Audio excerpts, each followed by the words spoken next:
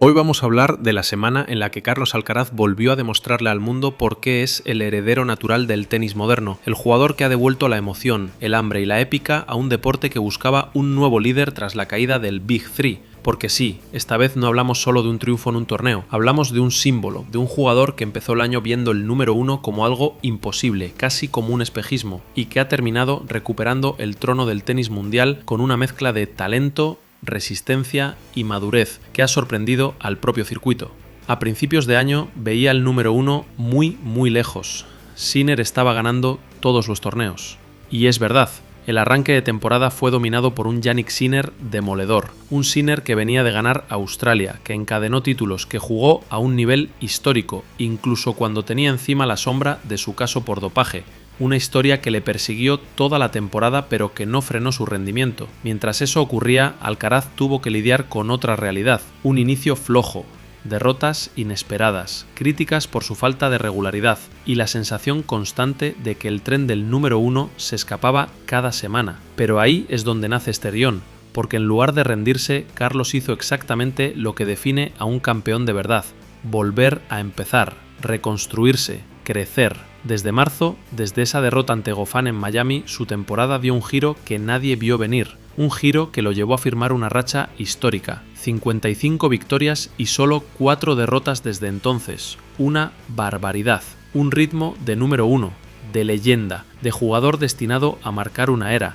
porque si miramos lo que ha logrado este año, es casi absurdo. 70 victorias, su récord personal, 8 títulos en todas las superficies: Rotterdam, Indoor, Montecarlo, Roma, Roland Garros, Queens, Cincinnati, US Open, Tokio. 9 finales disputadas, solo perdió 2: Godó, Rune, Wimbledon, Sinner.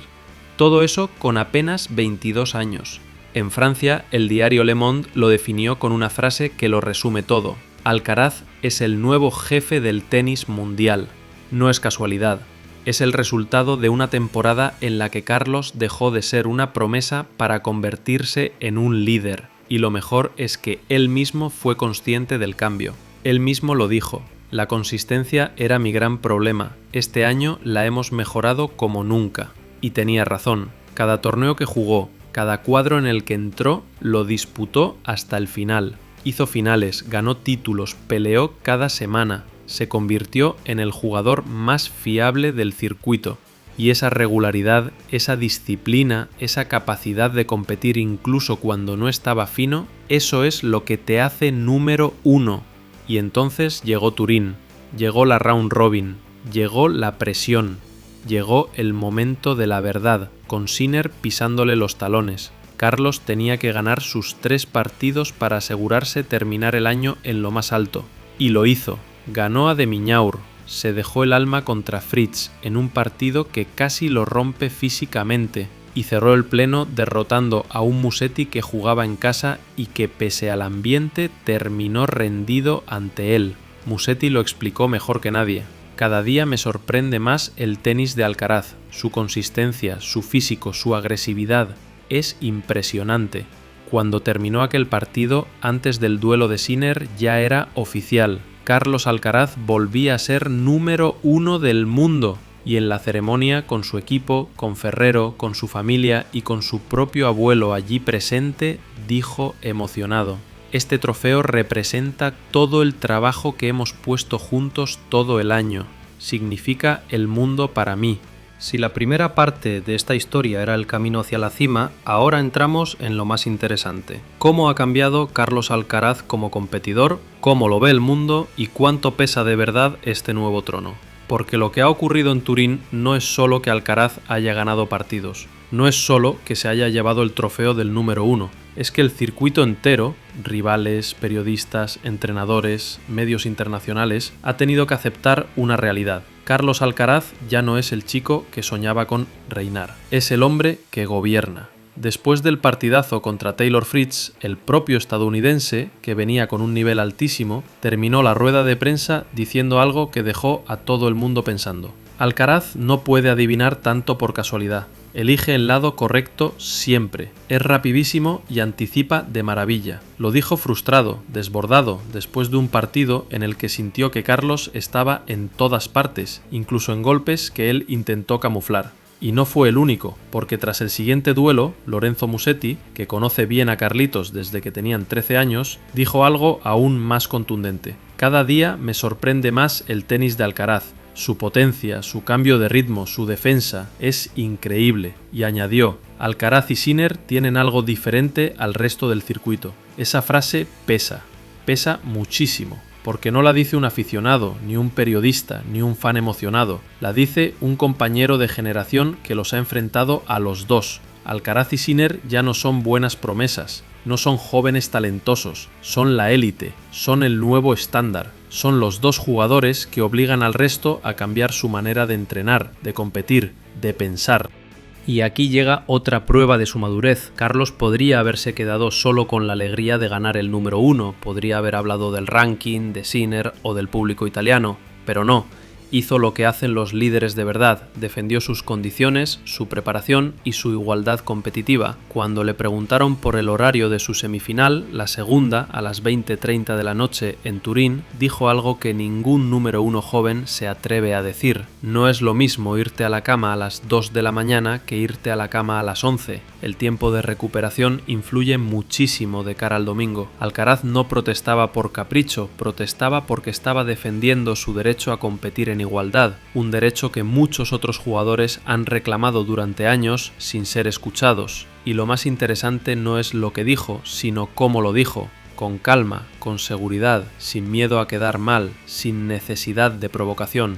Ese es el lenguaje de un líder del circuito. Y mientras todo esto ocurría, desde fuera, los medios internacionales también empezaban a definir el nuevo perfil de Alcaraz. El diario Le Monde, el más prestigioso de Francia, escribió una frase que describe perfectamente la percepción internacional. Carlos Alcaraz es el nuevo jefe del tenis mundial. Una frase corta, pero reveladora, porque ya no hablan de él como una promesa, ni como el niño maravilla, ni como un jugador espectacular. Hablan de él como el jefe, el jugador que marca el paso, que impone el ritmo, que define cómo se juega, que obliga a los demás a seguirlo. Y todo esto lo ha hecho con 22 años. 22 años, 6 Grand Slams, 2 veces número 1 del mundo, 70 victorias este año, una regularidad que solo se ve en los grandes campeones. Alcaraz ya ha entrado en esa sala privada donde están Nadal, Djokovic, Federer, Sampras, la sala donde solo entra quien domina el tenis mundial, con un mensaje muy claro: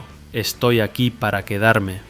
Y ahora llegamos al momento más simbólico de toda esta historia. El instante en el que Carlos Alcaraz, vestido con traje negro, acompañado por su equipo, por su familia, por su propio abuelo que viajó hasta Turín, se planta en el centro de la pista del Inalpi Arena para recibir el trofeo que lo acredita como número 1 del mundo del año 2025. El público aplaude.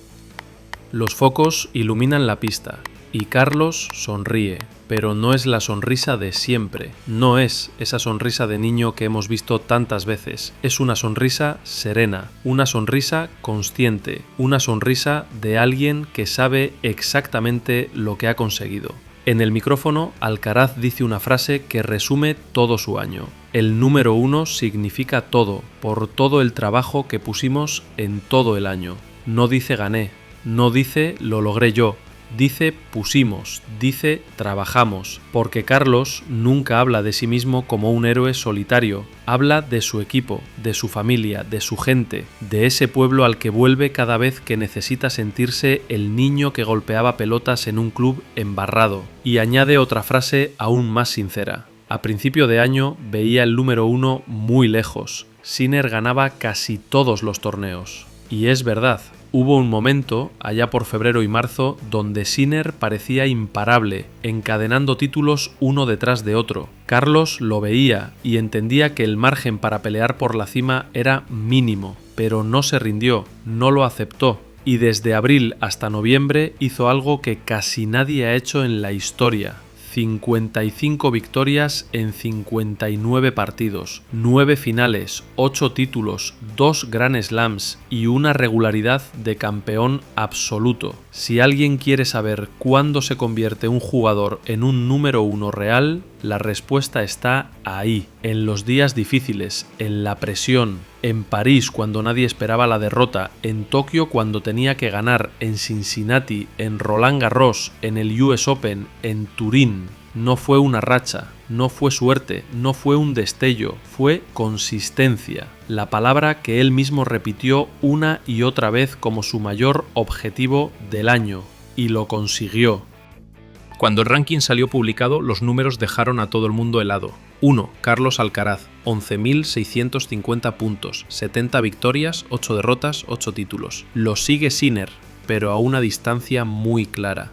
Porque este año no fue solo bueno, fue histórico. Carlos se convierte en el 11º jugador en la historia en terminar número 1 más de una vez, el segundo español en hacerlo por partida doble tras Nadal, el más joven en la historia en terminar 2 temporadas como número 1, uno de los pocos en el siglo XXI que completa un año con 70 victorias. Y esto con solo 22 años, con la sensación de que está lejos de su techo, con un tenis que sigue evolucionando, con un físico que sigue creciendo, con una mentalidad que se fortalece cada vez que el mundo lo pone contra la pared, y con un detalle clave: no solo domina en tierra, o en dura, o en hierba, domina en todo. Este año ganó títulos en pista dura indoor, tierra batida, hierba dura outdoor. Es versátil, es agresivo, es impredecible, es completo. Y eso es exactamente lo que define a un número 1 de verdad. Desde Francia lo llaman el nuevo jefe del tenis mundial. En Italia lo consideran la mayor amenaza de Sinner. Fritz dice que es imposible anticipar tanto sin ser un genio defensivo. Musetti dice que su tenis cada día es más increíble. Gaudenzi, el presidente de la ATP, lo mira con orgullo. Ferrero, emocionado, sabe que este es solo el segundo capítulo de un libro que puede ser histórico. Y el propio Carlos acepta todo eso con una humildad que desarma. El chico que con 12 años jugaba torneos murcianos, hoy levanta un trofeo que solo levantan leyendas. Y aquí viene lo más bonito de todo. Carlos no se quedó celebrando, no hizo fiestas, no se relajó. Dijo: tengo semifinales, tengo que recuperarme, no hay tiempo para celebrarlo, no hay tiempo para mirar atrás, no hay tiempo para pensar en el ranking, no hay tiempo para detenerse, porque este número 1 no es un final, es un principio, el principio de su era, el inicio de un reinado que puede marcar el futuro del tenis de la próxima década, y un mensaje silencioso para Sinner, para Djokovic, para Zverev, para todos. Estoy aquí, estoy preparado, y voy a seguir peleando por todo. Carlos Alcaraz no solo ha recuperado el número 1, ha recuperado su identidad, su madurez, su hambre, su mejor versión, y ahora lo que viene puede ser aún más grande. Y hasta aquí, amigos, este repaso a uno de los momentos más importantes en la carrera de Carlos Alcaraz. Porque hoy no solo hablamos de un número 1, hablamos de lo que significa realmente llegar hasta ahí, de lo que cuesta, de lo que nadie ve, de todo lo que hay detrás de un trofeo que desde fuera parece sencillo, pero que por dentro tiene lágrimas, sacrificios, derrotas, dudas y miles de horas de trabajo. Carlos lo ha conseguido, lo ha hecho otra vez, y lo ha hecho en un año donde no podía permitirse fallar, donde la presión era inmensa, donde Sinner lo obligó a jugar al límite cada semana, y aún así, aquí está, de pie, en la cima, mirando hacia adelante. Y ahora, como siempre, te pregunto a ti, ¿qué esperas del próximo año? ¿Crees que estamos ante el inicio de una nueva era dominada por Alcaraz? ¿O crees que Sinner, Djokovic o alguien más podrá discutirle ese trono? Te leo abajo, como siempre. Vuestra opinión hace crecer este canal y entre todos estamos construyendo una comunidad increíble. Si te ha gustado este vídeo, si te ha emocionado recordar todo lo que ha hecho Alcaraz esta temporada, te invito a que te suscribas y actives la campanita. Es gratis, me ayudas muchísimo y así no te pierdes nada de lo que viene, porque esto no ha terminado. Esto acaba de empezar. Nos vemos en el próximo vídeo.